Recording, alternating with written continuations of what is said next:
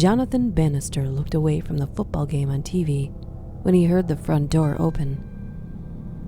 A red-haired woman who looked as if she couldn't have been over 30 approached the check-in desk. Jonathan stood up and slid a sign-in sheet to the woman. "Hello, welcome to Cradle Inn, a place where you can rest in peace," he said in a monotone voice. The woman nodded, set down her motorcycle helmet on the check-in desk, and signed the sheet. Jonathan watched her with his good eye as she filled out the sheet. The camera that hung from her neck swung back and forth as she set down the pen and retrieved her motorcycle helmet. Jonathan looked over the sign-in sheet. Her name was Kim Sanders. "You here to sightsee?" he asked. "I guess you could say that. It's more for work than enjoyment. $65, right?" she responded as she dug into her pocket and pulled out a wad of cash. "That's right." Kim handed Jonathan the money, and he gave her a room key. "You'll be staying in room 4377. It's down the hallway on the right.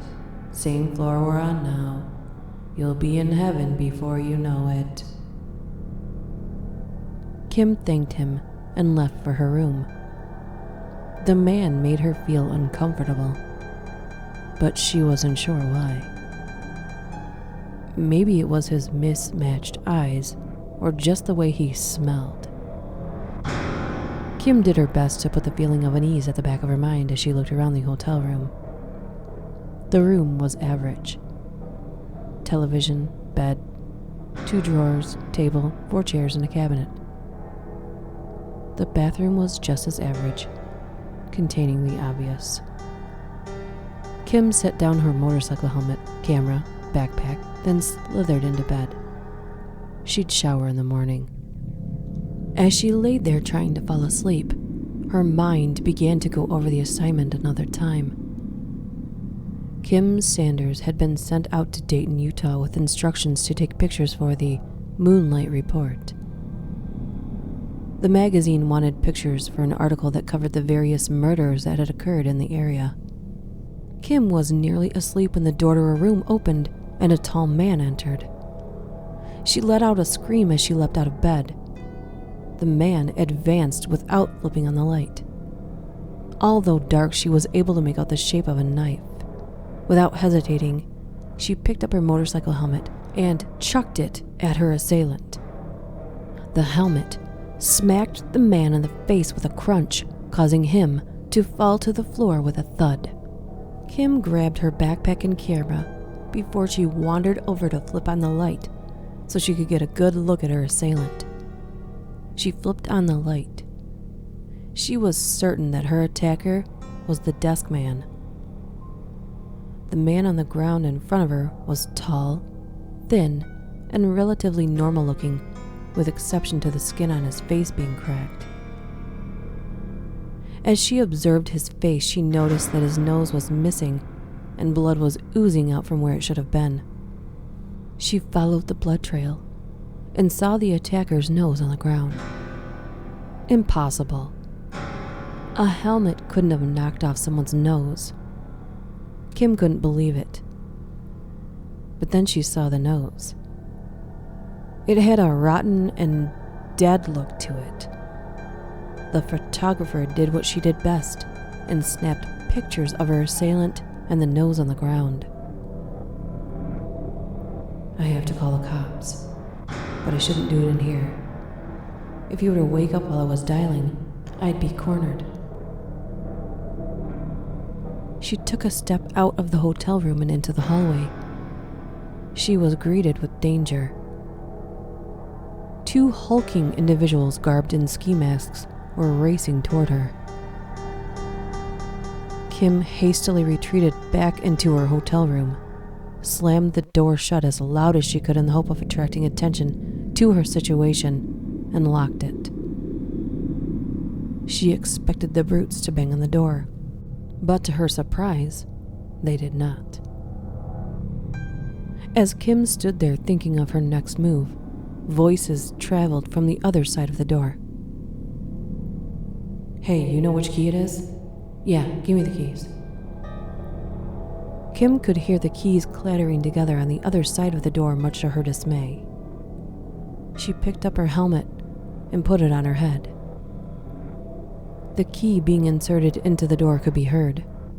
She ran over to the table and picked up one of the chairs. The tumblers clicked. She threw the chair. The knob began to turn. The window shattered. The door opened and the two brutes entered in time to see that Kim had fled through the window. Just a little closer, and she'd be riding her bike to the police station. Kim risked looking back as she ran.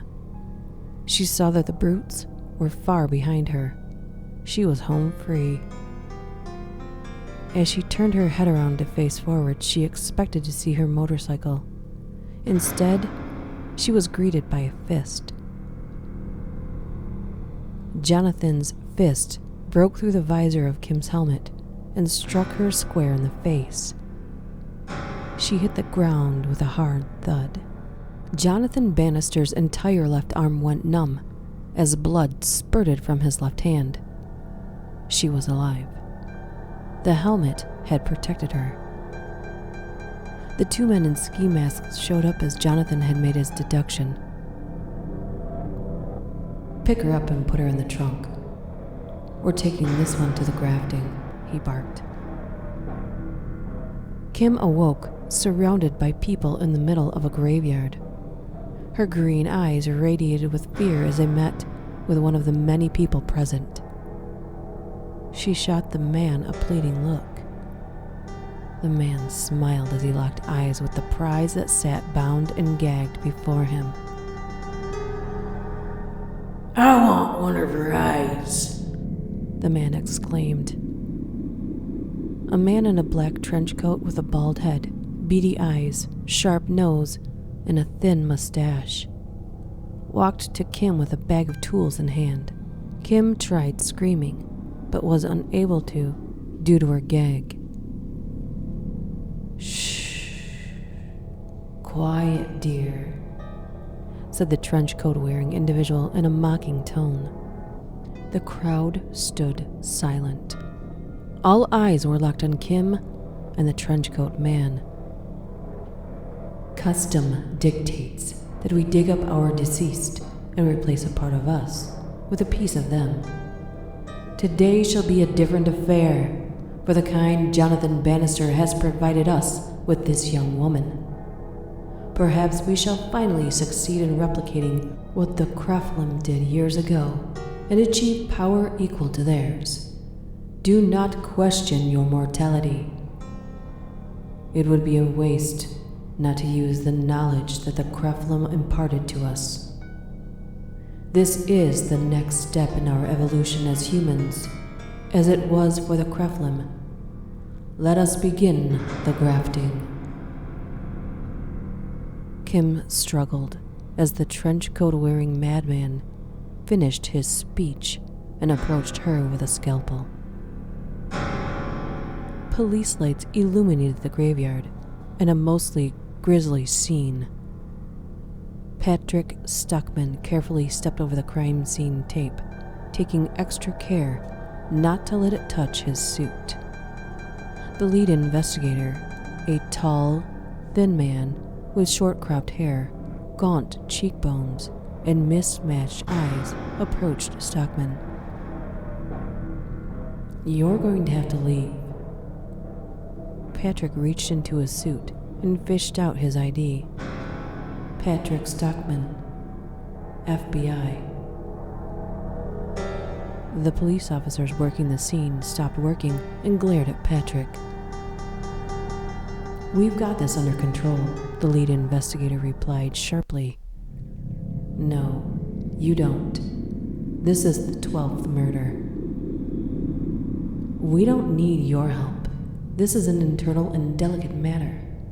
We can handle this without you and your snooty Bureau of Investigation." "Fine. I can see that you and your department aren't going to cooperate, however. Know this. One more murder, and I'll be back here quicker than you can say. Federal Bureau of Investigation. I'll also see to it that you are suspended without pay. The lead investigator watched as Agent Patrick Stockman walked away, his blue eye observing, while his green eye sat blind, dead.